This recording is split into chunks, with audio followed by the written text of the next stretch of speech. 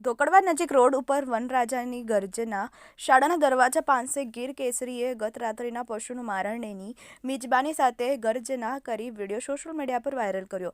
ગીર ગઢડા તાલુકાના ધોકડવા ગામ નજીક વનરાજા ઉના ધોકડવા રોડ પર આવી ગયેલા અને રસ્તા પર આવેલા ગીર ગુંજન શાળાના દરવાજા પાસે ડાલા મમ્મથાએ ગત મોડી રાત્રિના સમયે આટાફેરા માર્યા બાદ એક પશુને નિશાન બનાવી હુમલો કરી દીધો હતો અને ત્યાં જ શાળાના દરવાજા પાસે નિરાતે મારણ કરી મિજબાની માણતા રસ્તા પરથી પસાર થતા લોકોને સિંહ દર્શનનો લાભ પણ મળ્યો હતો.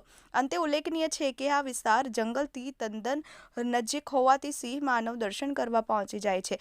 વનરાજાએ પશુનું મારણ કરી બાદ આરામથી મારણની મિજબાની વખતે ત્યાંથી પસાર થતા વાહન ચાલકોએ પોતાના વાહનો ઊભા રાખી અને સમગ્ર ઘટના નિહાળી મોબાઈલમાં કેદ કરી હતી. ત્યારે આ વનરાજાએ મારણની સાથે ગર્જના કરતા ત્યાં ઊભેલા લોકોમાં પણ ભય પ્રસરી ગયો હતો, જે વિડીયો સોશિયલ મીડિયામાં વાયરલ થયો હતો. આમ ઉના ગીર ગઢડા પંથકની સીમ વિસ્તારમાં વન્ય પ્રાણી સિંહના આટાફેરા વધી ગયા હોય અને ખેડૂતોની વાડીમાં તથા ગ્રામ્ય વિસ્તારોમાં રેઢિયાણ પશુ ઉપર હુમલો કરી મારણની મિજબાની માણતા હોય છે.